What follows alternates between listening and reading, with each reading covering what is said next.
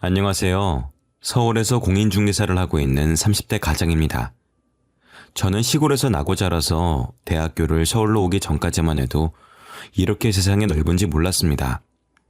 집에 아들이 저밖에 없어서 저 하나만큼은 서울로 보내야 한다며 그다지 머리가 좋지도 않은 저를 부모님께서 너무 믿고 계셔서 솔직히 대학 같은 건 가고 싶지도 않았는데 등을 떠밀려서 갔었습니다. 심지어 저는 원체 공부에 관심이 없어서 서울은커녕 대학을 갈 성적이 안 됐었거든요. 그래서 첫 번째 수능에서는 대차게 말아먹고 시원하게 재수를 결정했습니다. 부모님께서 무조건 서울에 있는 대학을 가야 성공한다면서 저에게 많은 기대를 걸고 계셨거든요. 오히려 공부는 둘째 여동생이 그렇게 잘했었는데 시골 분들이라 그런지 여자는 그냥 시집이나 가면 된다는 마인드가 깔려 있었습니다. 하고 싶지 않았지만 부모님은 제가 길을 잘 닦아야 동생들도 좋은 신랑감을 만난다며 부담감을 주시고, 공부를 잘하는 동생은 자기는 여자라서 못 가는데 오빠는 남자라서 보내준다고 하니 그냥 감사하게 생각하고 열심히 공부나 하라고 하는 말들을 듣다 보니까 부담감에 못 이겨서라도 책상에 앉아서 공부를 하게 되더라고요. 그래도 제 머리가 영 몹쓸 정도는 아니었는지 그래도 책상에 앉아서 공부를 하다 보니 어느 정도 수능 성적도 나오고 그렇게 부모님이 원하시던 서울에 있는 대학을 갈 수가 있었습니다. 그런데 그렇게 바라시던 것을 이뤄드렸고 저도 그동안 한 공부에 대한 결과가 나와서 기쁘긴 한데 막상 서울로 가려고 하니 발이 안 떨어지더라고요. 제가 고등학교를 졸업할 무렵부터 동네에 저랑 동갑이었던 미정이랑 사귀고 있었거든요. 미정이는 할머니와 둘이서 살고 있어서 대학 갈 형편도 안 되고 그냥 일하러 서울을 가겠다는 말에 할머니가 보내주실 분도 아니었으니 하는 수 없이 미정이와 떨어져야만 했습니다. 제가 재수를 하는 동안 미정이가 도시락도 싸들고 와주고 저를 많이 챙겨줬었거든요. 솔직히 공부하다가 짜증이 나서 다 때려치우고 싶은 마음이 들 때도 있었는데 그럴 때마다 미정이가 옆에서 나긋나긋하게 이야기해주면 화가 나던 것도 진정이 될 정도로 제가 서울을 가는데 미정이의 공이 컸습니다. 서울에 올라가기 전 꼭 자주 내려오겠다는 약속을 하고 저는 서울로 올라왔습니다. 그런데 서울에 올라오니까 정말 세상이 별천지더라고요. 제가 살던 동네가 정말 시골이라서 저녁 8시면 동네 슈퍼조차도 모두 문을 닫았었는데 여기는 밤이고 낮이고 사람들이 시끄럽게 놀기 바빴습니다. 또 워낙에 노는 걸 좋아하는 성격이니 물 만난 물고기처럼 놀았죠. 대학교에 와서도 수업을 출석만 하고 친구들과 나가서 낮술을 마실 때도 있었고 그때부터 마시기 시작해서 새벽까지 친구 집에서 술을 마시면서 취했다가 깼다가를 하루에 몇 번씩이나 반복했었어요. 지금 생각하면 제가 생각해도 망나니처럼 놀았습니다. 대학교에서 학점도 신경 안 쓰고 이렇게 놀 수 있는 곳이 많으니 시골은 생각도 안 났죠. 그러다 보니 자주 내려가겠다던 미정이와의 약속은 기억 저편으로 사라져버렸습니다. 학교에 입학하고 학기가 끝날 때까지 시골을 한 번도 안 내려갔었네요. 서울에 올라온 후로 연락도 한운둥 만운둥 하면서 미정이와 지내다가 방학을 하고 나서야 겨우 시골에 내려가 미정이를 거의 6개월 만에 봤습니다. 연락도 잘 안 하는 제가 밉지도 않은지 오랜만에 만났다고 그저 좋아해 주더라고요. 그런데 매일 서울에서 놀다가 시골에 내려오니 뭐 따로 할 게 있겠습니까? 예전엔 동네 어른들 몰래 산책을 다니는 것만으로도 설렜었는데 이미 더 재밌게 노는 방법을 아는 저로선 이제 그런 건 시시해졌죠. 제 마음은 서울에 가 있다는 걸 아는지 결국 제가 서울로 다시 올라가던 날 미정이는 저에게 이별을 고했습니다. 그렇게 다시 솔로가 된 저는 서울로 올라왔지만 바뀌는 건 없었어요. 굳이 꼽으라면 주위의 예쁜 여학생들을 조금 더 유심히 보게 되었다는 정도였겠죠. 그 전에는 연락도 잘 하지 않지만 그래도 여자친구가 있었으니 대놓고 딴짓을 하진 않았는데 이제는 여자친구도 없는 몸이니 친구들끼리 미팅도 나가면서 여자아이들과 어울려 놀았습니다. 그런데 분명 미정이보다 예쁘고 잘 꾸미고 다니는 아이들인데 이상하게 첫 연애를 할 때만큼 설렌다거나 하질 않더라고요. 그래서 저는 그래도 연애도 한번 해봤다고 어린애처럼 오두방정을 떨지 않게 됐구나 생각했었죠. 그런데 그런 제 생각도 교양 수업에서 만난 한 여학생을 보고 틀렸다는 걸 깨달았습니다. 교양 수업에서 발표를 하는 여학생을 보고 저는 그대로 반해버렸습니다. 얼굴도 예쁜데다가 지적이고 똑부러지게 발표하는 모습에 처음엔 호감을 느꼈었어요. 그런데 어쩌다 몇 번 옆자리에 앉았었는데 샴푸 향기와 수업에 집중하는 모습에 어느새 저는 수업이 아닌 그녀에게 집중하고 있더라고요. 그런데 모르는 여자한테 처음에는 어떻게 말을 걸어야 할지 모르겠는 겁니다. 그래서 무작정 수업이 끝나고 그 여학생에게 오늘 수업 내용 필기를 놓쳤다는 것을 핑계로 책을 빌려줄 수 있냐고 물었습니다. 책을 빌려주면 다음에 돌려주면서 또 말을 걸 수가 있었으니까요. 제가 오늘 필기를 제대로 못해서 그런데 혹시 필기 내용 좀 보여주실 수 있으실까요? 네? 제가 바로 다음 수업을 가야 해서요. 그럼 여기 제 번호 드릴 테니까 책만 빌려주시면 안 될까요? 다음 수업이나 그 전에 책 필요하시면 언제든지 연락하세요. 바로 돌려드릴게요. 제 말에 딱히 안 된다고 할 이유가 없어진 여학생에게 책을 빌리는데 성공했습니다. 그 후로 여학생에게 연락이 오진 않아서 다음 시간에 바로 책을 돌려주긴 했지만 고맙다는 핑계로 제가 뭐라도 사겠다면서 번호를 받아냈습니다. 그 후로는 매일같이 연락도 하고 가끔 점심시간이 맞으면 밥도 같이 먹으면서 친해졌고 저희는 자연스럽게 연인 사이로 발전했습니다. 사귀고 나니까 여자친구는 정말 인기가 많더라고요. 그동안 제가 몰랐던 게 신기할 정도였습니다. 학생 식당 앞에서 저를 기다리고 있으면 꼭 한 명씩은 와서 번호를 물어보더라고요. 제 눈에만 예뻤던 게 아니라 그냥 누가 봐도 예쁘니 제가 마음을 놓을 틈이 없었습니다. 그렇게 예쁘면서 공부까지 잘하는 여자친구 덕분에 저도 입학하고 1년이 다 돼서야 도서관을 처음 가봤고 여자친구와 함께 공부를 하면서 학점도 엄청나게 올랐어요. 그런데 문제는 제가 군대를 가면서 일이 터졌습니다. 첫 휴가를 받아서 기쁜 마음으로 여자친구를 보러 갔었는데 표정이 너무 어둡더라고요. 저는 혹시나 제가 군대에 간 사이에 무슨 일이라도 생긴 건가 잔뜩 긴장을 했습니다. 나 임신했어. 네가 아빠야. 낳든 지우든 그래도 너한테 알려야 될 것 같아서. 뭐라고? 임신? 여자친구의 말에 너무 당황스러워서 무슨 말을 해야 할지 모르겠더라고요.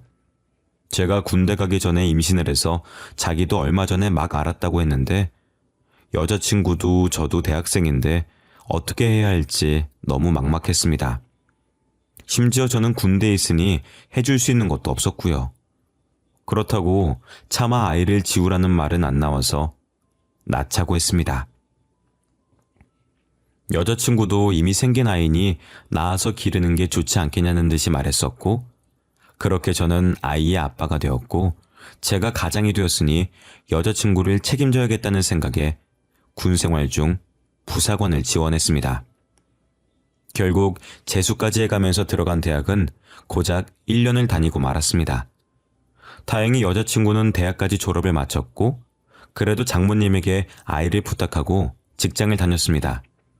그런데 문제는 아내가 직장에서 자리를 잡았을 때쯤 제가 다른 지역으로 발령이 났다는 거죠. 아이도 어린이집을 다니기 시작했고 이제 겨우 저희들끼리 자립을 시작했는데 제가 근무지 때문에 지역을 옮기면 다시 또 처음부터 시작해야 했습니다. 이제 우리 겨우 자리 잡고 안정됐어. 나도 이제 겨우 사원에서 주임으로 올라갔고, 솔직히 당신 월급보다 내 월급이 더 많잖아. 그럼 당신이 그만두는 게 어때? 그렇긴 하지만 대학도 중퇴하고 내가 어디서 무슨 돈을 제대로 벌 수 있겠어. 그렇게 가고 싶으면 당신 혼자서 가. 강원도 가면 지원이는 누가 봐주고 어린이집은 있어? 거기서 주는 집도 별로일 텐데 나는 그런데 절대 못 가. 그렇게 알아둬. 저도 고민을 하긴 했지만 아내는 단호하게 딱 끊어서 말을 하더라고요. 아이 문제도 직장 문제도 얽혀 있으니 제 입장만 밀어붙일 수도 없었고요. 아내의 말이 다 맞았습니다. 직장도 아내가 훨씬 좋으니 월급도 저보다 많았고 누군가 일을 그만둬야 한다면 그건 저여야 했었죠. 결국 저는 전역을 하고 나서 택배기사 일을 시작했습니다. 그래도 군인으로 오래 하면서 체력 하나만큼은 좋아서 일도 버틸만 했습니다. 눈에 넣어도 아프지 않은 저희 딸을 보면 기운이 없다가도 솟아났죠. 제가 조금이라도 힘들어 보이면 그 작은 손으로 안마를 해주겠다고 하는데 딸 손이 저에겐 만병통치약이었습니다. 아빠, 우리 이번 주 주말에 놀이공원 가자. 나 이번에 키도 커서 롤러코스터도 탈 수 있어. 벌써 그만큼이나 컸어? 우리 지원이 얼마나 컸나 키 재볼까? 퇴근하고 오면 피곤하기도 했지만 딸과 30분이라도 이야기를 하려고 노력했습니다. 특히 딸과 아빠 사이는 커갈수록 쉽게 멀어지잖아요. 어렸을 때부터 친하게 딸과 지내야 나중에도 친한 부녀지간이 될 수 있을 테니 딸이 하자고 하는 건 되도록이면 다 해주려고 하는 편이었죠. 그런데 놀이공원을 가기로 했던 전날 일을 하던 중 병원에서 연락을 받았습니다. 딸이 지금 교통사고를 당해서 수술을 해야 하니까 얼른 와달라고 하더라고요. 저는 허겁지겁 그대로 병원으로 운전대를 몰아 병원으로 향했습니다. 병원에 가니 얼마나 심하게 교통사고를 당한 건지 피를 너무 많이 흘려서 수혈까지 받고 있더라고요. 피가 모자라서 정말 위급한 상황이었습니다. 그래도 아이와 제 혈액형이 같으니 저라도 피를 주겠다고 했어요. 아이랑 제 혈액형이 같아요. 제 피 뽑아서 쓰세요. 제 피를 다 뽑아가도 좋으니까 우리 지원이 살려만 주세요, 선생님. 보호자분 진정하세요. 보호자분도 B형이시죠? 혹시 모르니까 간단하게 검사해 볼게요. 얼른 해주세요. 얼른요. 환자분 혈액형이 어떻게 되시죠? 그런데 의사가 제 혈액형 검사 결과를 보더니 이상하다는 듯 물어오더라고요. A형이요. 지원이도 A형이라서 제 피 주면 돼요. 얼른 뽑아가세요. 그러자 의사는 고개를 갸웃거리며 제가 잘못 알고 있다고 하더라고요. 저와 같은 A형인 줄로만 알았던 지원이가 B형이라는 겁니다. 아내가 O형이니 절대로 그럴 리가 없다고 했었는데 의사는 검사 결과는 정확하니까 제가 잘못 알고 있을 거라고 하면서 결국에 저는 헌혈도 못 해보고 보고만 있었습니다. 그 뒤로 급하게 병원으로 온 아내가 대신 헌혈을 했고 다행스럽게 딸은 수술도 잘 끝났습니다. 의식도 금방 회복할 거라고 하는 이야기에 안심이 되긴 했지만 찜찜하더라고요. 여보, 당신 O형 맞지? 왜? 지원이가 A형이잖아. 그런데 혈액형이 바뀐 건지 잘못 알고 있었던 건지 이번에 수혈 받을 때 검사하니까 B형이 나왔다고 하네? 그게 가능한 거야? 글쎄, 당신이 너무 정신이 없어서 잘못 들었겠지. 당신 밥은 먹었어? 아내는 제 말에 대답도 제대로 하지 않은 채 급하게 화제를 전환했습니다. 더 물어보고 싶었지만 이제 겨우 놀란 마음을 진정시키고 있었는데 괜스레 마음을 요란하게 하기가 못해서 그냥 넘어갔어요. 하지만 마음 한구석에는 뭔가가 이상하다는 마음이 있었습니다. 그 이후로 다행히 딸은 의식도 금방 되찾았고 어려서 그런지 회복도 빨랐습니다. 단지 병원 안에만 있는 게 답답한지 틈만 나면 저에게 전화를 걸어댔죠. 아무래도 아내는 회사에서 일하니까 퇴근 후에만 병원에 올 수 있었는데 저는 언제든지 찾아갈 수 있으니까 저를 더 편하게 찾더라고요. 애초에 딸이 엄마보다 저를 더 따르기도 했었고요. 아빠 언제 와? 나 너무 심심해. 여기는 친구도 없고 TV도 맨날 뉴스만 봐서 너무 재미없어. 많이 심심해? 조금만 기다려. 오늘 아빠가 중간에 한번 들릴게. 뭐 먹고 싶은 거 없어? 나 떡볶이 먹고 싶은데 우리 학교 앞에 파는 그 분식점에서 파는 거 그거. 알았어. 아빠가 금방 사갈 테니까 조금만 기다려. 한편에는 찜찜함도 있었지만 딸을 보면 그 시간만큼은 그런 생각이 안 들었습니다. 그렇게 눈에 넣어도 안 아플 만큼 소중한 아이인데 어떻게 제 아이가 아닐 수 있겠냐는 생각이었죠. 하지만 제 딸이 제 친딸이 아니면 어쩌지라는 생각이 계속 들어서 차라리 확실하게 매듭지어서 제 딸이라는 걸 두 눈으로 확인하고 싶었습니다.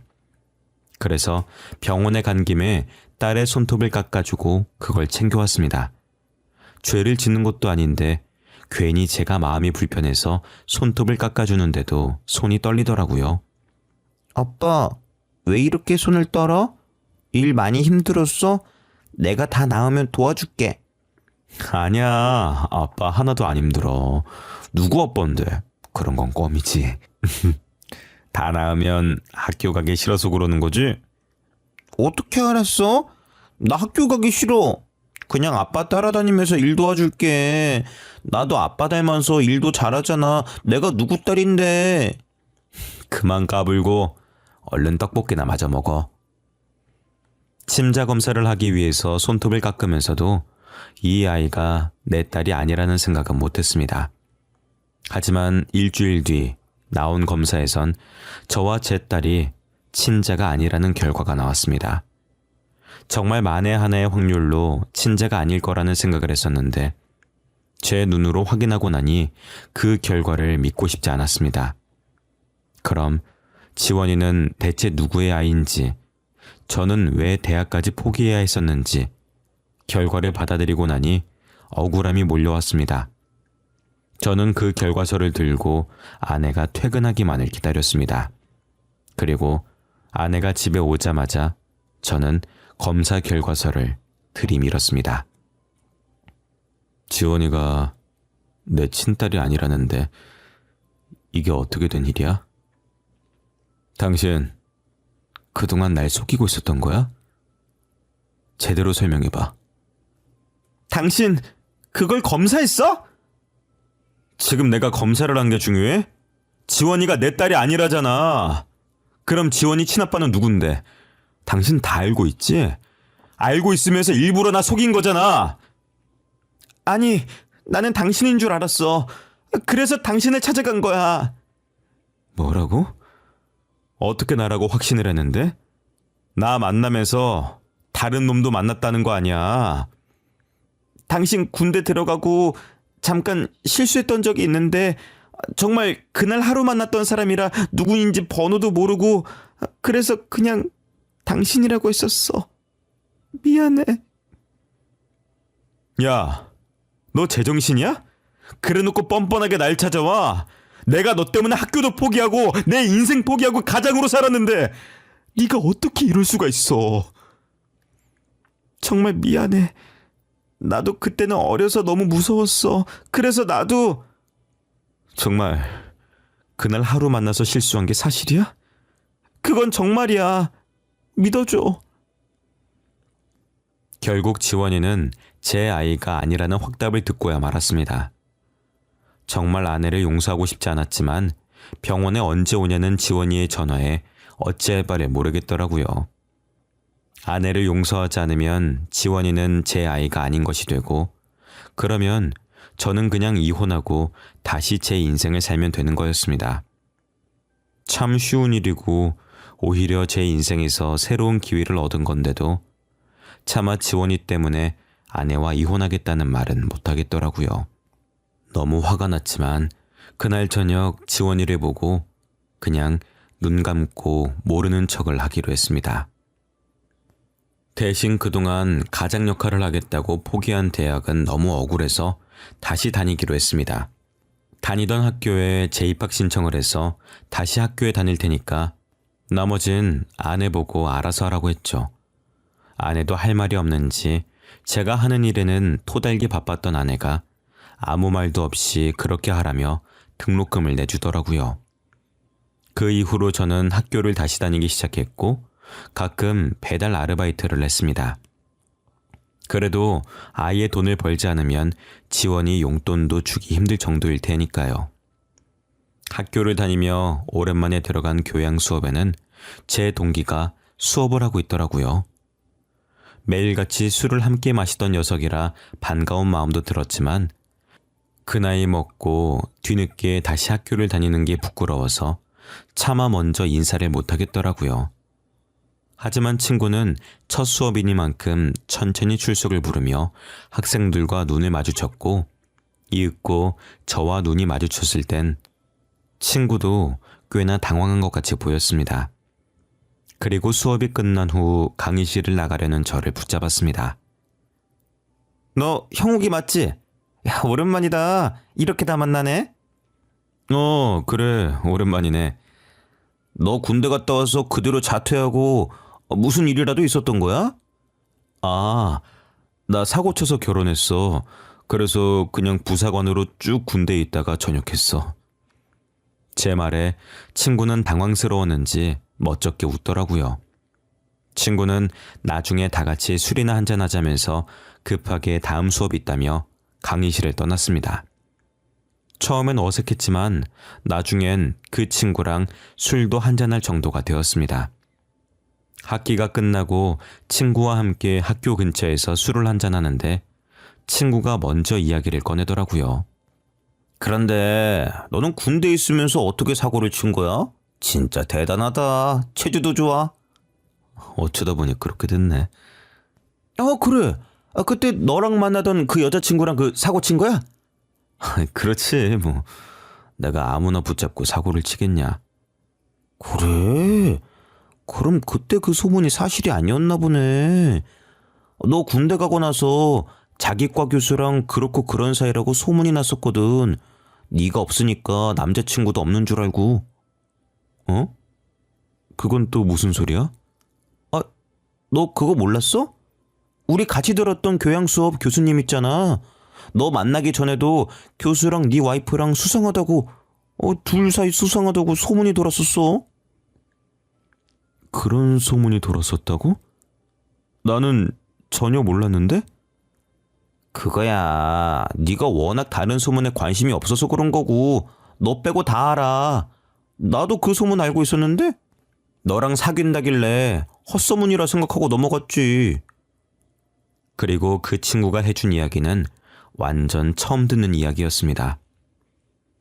알고 보니 그때 아내는 저랑 사귀기 전부터 그 교수와 소문이 이상하게 나 있었는데 저랑 사귀면서 그런 소문이 쏙 들어갔다가 제가 군대를 가자마자 또 소문이 났다더라고요. 거기다 여자친구가 점점 배가 불러오면서 한 학기는 휴학을 했는데 그것마저도 그 교수와 헤어져서 그런 게 아니냐는 이야기도 나왔었다네요. 아내가 그때 그 교수님 방에 자주 들락거리기도 했었고 또 어떤 사람은 그 두 사람이 데이트를 하고 있었다는 걸 봤다는 이야기도 있었습니다. 제 친구는 굳이 이미 사귀고 있는 저에게 그런 소문까지 알릴 필요가 없겠다 싶어서 말하지 않고 그냥 내버려 뒀었다 그러더라고요. 친구의 이야기를 들을수록 감으로 알 수가 있었습니다. 아내가 그때 그 교수와 사고를 친 거라는 것을요. 하룻밤에 만나 지나가는 남자가 아닌 그 교수가 아이의 아빠라는 걸 느낄 수가 있었습니다. 저는 그날 친구와 잔뜩 술을 마시고 취해서 집으로 돌아갔어요. 그리고 술의 힘을 빌려 아내에게 제 직감이 맞는지 확인했습니다. 당신 솔직히 이야기해. 정말로 지원이 생부가 누군지 몰라? 갑자기 왜 또 그래? 정말 모른다니까. 이미 없었던 일로 하기로 했잖아. 당신 그 교수님이랑 그렇고 그런 사이였던 거 맞지? 그러자 아내는 그걸 어떻게 알았냐는 듯 흠칫 놀라더라고요. 술을 진탕 마셨지만 아내의 반응을 보니 술 기운이 싹 내려가는 걸 느꼈습니다. 그럼 그 지원이 승부가 그 교수 맞아? 당신 나한테 또 거짓말을 한 거야? 미안해. 그래. 지원이 생부 교수님 맞아. 그런데 교수님은 아무 잘못 없어. 그냥 내가 먼저 좋다고 따라다닌 거야. 교수님은 가정도 있으셨고. 그래서? 그럼 나는 무슨 잘못이 있는데? 당신한테도 정말 미안하게 생각해. 그런데 이제 다 지나간 일이야. 교수님도 지원이 낳고 난 이후로 만난 적도 없고 만나주지도 않으셨어. 지금 그게 중요한 게 아니잖아. 어떻게 또 그 와중에 친아빠를 몰랐다고 거짓말을 해? 정말 미안해. 그런데 교수님이랑 그런 것도 이미 다 지나간 일이야. 또 저를 속였다는 배신감에 치가 떨렸습니다. 이제는 더 그 사람을 만나지 않는다는 말도 믿을 수가 없었습니다. 이제 당신이 하는 말은 다 못 믿겠어. 내가 그 말을 어떻게 믿어? 정말이야. 나도 지원이가 있는데 어떻게 한눈을 팔겠어. 아무리 아이를 생각한다고 해도 한 번의 실수였다는 것과 저를 기만했다는 건 완전히 다른 차원의 문제였습니다. 더 이상은 아내의 입에서 나오는 말은 믿을 수가 없었습니다. 결국 제 입에선 기어코 이혼하자는 말이 나왔어요. 저는 그대로 집을 나와 숙소를 잡았고 한동안 딸을 보는 것도 너무 괴로워서 딸에게서 전화가 오는 것도 받지 않았습니다. 그렇게 한동안 숙소에서는 한 발짝도 나오지 않고 모든 걸 포기한 사람처럼 살다가 모든 걸 접고 시골로 내려가기로 마음먹고 학교에 자퇴서를 내러 갔습니다. 그런데 자퇴 원서를 내고 나오는 길에 학과 사무실에서 제 아내와 만났다는 그 교수와 마주쳤습니다. 얼굴을 보니 제가 아내와 함께 수업을 들었던 그 교양 교수라는 걸 한눈에 알겠더라고요. 그렇게 함께 엘리베이터까지 타고 내려와 건물을 나서는데 지원이와 함께 아내가 있었습니다. 아내는 저와 눈을 마주치고 안절부절 못하고 있는데 제 옆에 있던 교수가 아내에게 아는 체를 하면서 가서 손을 잡더라고요. 그런데 지원이가 저를 발견하고 아내의 손을 뿌리치고 저에게 달려왔습니다. 아빠, 왜 그동안 집에도 안 왔어? 퇴원하면 장난감 사준다고 해놓고 집에도 안 들어오고 장난감 사주기 싫어서 그런 거지. 때 안 쓸 테니까 집에 와서 나랑 놀아, 아빠. 딸은 제 손을 잡았고 동시에 아내와 그 교수는 뒤를 돌아 저를 쳐다봤습니다. 두 사람은 지금까지도 만나고 있었던 게 틀림없었습니다. 넌 또 거짓말이었어? 이젠 놀랍지도 않네. 이렇게 다 들통날 거 뭐하러 거짓말을 해? 아직까지도 이 남자 만나면서 지원이는 왜 데려와? 왜? 오늘은 친아빠라고 소개라도 해주려고? 그래, 지원이도 가자. 아빠보다 친아빠랑 같이 사는 게 좋지 않겠어? 당신 나랑 이혼하겠다며. 교수님도 이혼하시고 나랑 합치기로 하셨어. 뭐라고? 당신 제정신이야? 지원이 의견은 물어보지도 않고 그걸 왜 마음대로 정해? 당신이 지원이 키울 자격이나 있어? 자네가 많이 화가 난 것 같은데 이미 이혼하자고 먼저 말했다고 들었어. 근데 이걸 이렇게까지 화낼 일인가? 애도 보는데 진정하고 나중에 어른들끼리 이야기하지. 그러면서 교수는 제 손을 꼭 붙잡고 있던 지원이를 데리고 아내와 함께 떠났습니다. 불륜 커플이 어찌나 뻔뻔한지 누가 보면 두 사람은 아무 잘못도 없어 보이더라고요. 아무리 제가 모든 걸 포기하고 시골로 돌아가겠다고 마음을 먹었다지만 두 사람이 마음 편히 잘 사는 꼴은 두고 볼 수가 없었습니다. 저는 그대로 학교에 대자보를 써서 붙였어요.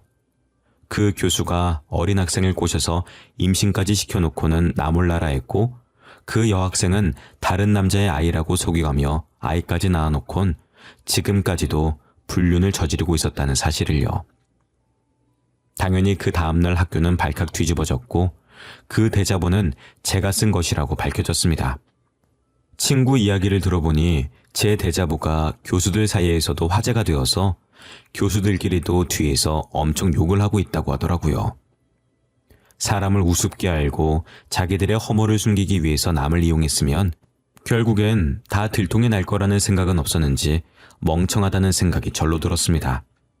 그런 사람이 교수랍시고 교단에 서는데 교수들끼리도 당장 해임하라는 목소리가 커졌고 결국 그 교수는 학기도 다 마치지 못한 채 학교를 떠나야만 했습니다. 아내는 그 소식을 듣고 불이 나게 저에게 전화로 따지더라고요. 당신 그걸 대자보까지 붙여야 했어? 이거 명예훼손인 거 알지? 그러던가 명예훼손으로 고소할 수 있으면 해봐. 그리고 그 사람만 잘못한 게 아닌 거 알지? 내가 당신 회사에도 그 대자보 똑같이 붙일 수 있어. 아직은 지원이 생각해서 참는 거야. 아내는 화를 냈지만 결국 명예훼손으로 고소는 못하더라고요. 아직까지 몇몇 사람들은 그 말을 어떻게 믿냐는 사람들도 있었거든요. 그런데 허위사실 유포가 아닌 명예훼손으로 고소하면 제가 쓴 내용이 사실이라는 걸 인정하는 셈이니까요. 그러니 새로운 학교에 다시 교수로 일하기 위해선 쉽게 고소할 수도 없었겠죠. 딸아이는 참 마음이 아팠지만 더는 제가 해줄 수 있는 게 없었습니다. 제가 친부모도 아닌데다 아빠라서 양육권이 저에게 넘어올 리도 없었고요. 대신 제 친자가 아니니 양육비를 보낼 이유도 없었습니다. 이혼을 하고 저는 바로 시골로 내려왔고 간간히 지원이와 통화만 할 뿐이었습니다. 그 이후로 저는 시골로 내려와 농사를 다시 배웠어요. 학생 때는 그냥 시골에서 농사나 짓고 사는 게 꿈이었을 정도니 그렇게 힘들지도 않았고요. 그런데 한 달을 넘게 시골에서 지내니 이상한 점이 하나 있었습니다. 동네에 어린아이가 없는 편이었는데 밤만 되면 밖에서 아이가 웃는 소리가 들리는 겁니다. 처음엔 지원이가 너무 보고 싶어서 환청이라도 듣는 건가 했었는데 알고 보니 미정이가 밤이면 자기 딸을 데리고 나와 밤 산책을 하는 거였습니다. 가로등도 몇 개 없는 그 어두운 길가가 뭐가 그리 좋은지 아이가 엄청 신나하더라고요. 밤에 잠이 안 와서 창문을 열었다가 두 사람을 발견하고는 처음에는 놀랐었는데 볼 때마다 아이 아빠는 어디 갔는지 매번 두 사람만 나와서 걷더라고요.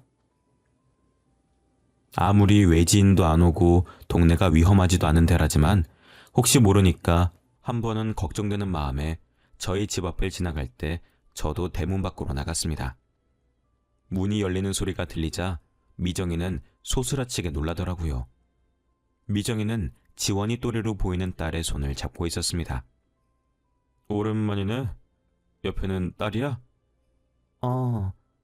애 아빠는 안 보이던데 어디 갔나 봐? 그러자 미정이는 우물쭈물하다가 한참 끝에 말을 하더라고요. 아이 아빠가 저라고요. 알고 보니 제가 처음 방학을 하고 잠시 시골에 내려왔을 때 아이가 생긴 거였습니다. 미정이는 저와 헤어지자고 말한 뒤 아이가 생겼다는 걸 알았고 그때는 이미 서울로 올라간 데다가 새로운 여자친구를 사귀었다는 소식까지 들어서 차마 말도 못하고 그냥 혼자 낳아서 키웠다고 하더라고요. 그런데 동네 사람들이 너무 손가락질을 하면서 농사일도 도와주지 않고 결국엔 그냥 부업이나 하면서 지내고 있다고 하더라고요. 아이는 돈도 없고 근처에 보낼 학교도 없어서 못 보내고 있다고 했습니다. 그 이야기를 들으니 제가 참 무심했다는 생각이 들면서 미정이에게 미안한 마음이 들었죠. 미정이는 그동안 제가 아빠라는 사실도 아무에게도 말하지 않고 있었다고 하더라고요. 그렇게 이야기를 듣고 다음날 미정이 집을 가보니 정말로 동네 사람들은 미정이를 없는 사람 취급하며 지내고 있었습니다. 심지어는 제 동생이나 저희 부모님마저도요. 혹여나 예전에 생각이 나서 미정이 근처는 얼씬도 말아라.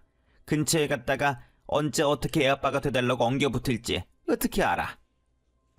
엄마, 그게 무슨 말이야? 미정이가 뭘 어쨌다고 그래? 내가 애 아빠야. 욕하려면 책임도 안 지고 도망간 나를 탓해야지. 왜 미정이를 욕해? 보다 못한 저는 결국 미정이와 딸을 데리고 다시 서울로 올라왔습니다. 동네 사람들이 미정이를 대하는 걸 보고 있으니 속이 터지겠더라고요. 미정아, 내가 책임질게. 우리 같이 서울로 올라가자. 애 학교는 보내야지. 서울로 올라가면 뭐가 달라져? 최소한 동네 사람들한테 손가락질은 안 받겠지. 내가 어떻게든 너 먹여 살릴게. 솔직히 처음에 미정이의 이야기를 들었을 땐 죄책감과 미안함이 전부였어요. 그런데 그렇게 동네 사람들에게 손가락질을 받으면서 어떻게든 아이와 함께 살기 위해서 사람들이 많이 돌아다니는 낮에는 집에서 부업만 하다가 밤에라도 나와서 산책하는 모습이 오히려 책임감이 있어 보이더라고요. 미정이는 아이를 위해서 할 수 있는 최선을 다하고 있었습니다. 미정이를 다시 보니 왜 미정이 이후로 그렇게 설레는 일이 잘 없었는지 알 것 같았습니다. 그 당시엔 몰랐는데 다시 미정이를 보니 저도 모르게 마음이 가더라고요. 그 후로 서울에 올라와서 저는 다시 택배기사 일을 시작했고 틈틈이 공부를 해서 3년에 걸쳐 공인중개사도 땄습니다. 지금은 작은 부동산을 하면서 아이 학교도 학원도 보내면서 살고 있습니다. 그동안 제가 미정이에게 지은 죄가 많으니 미정이 말이면 꼼짝도 못하고 사는 중입니다. 그래도 알뜰히 저와 딸을 챙겨주는 아내를 보면 참 고맙다는 생각이 듭니다. 어떻게 보면 그렇게 어렵다는 첫사랑과 결혼한 셈이니 복받은 거라는 생각도 드네요. 여러분들도 행복한 가정 이루시길 바라겠습니다. 지금까지 제 이야기 들어주셔서 감사드립니다.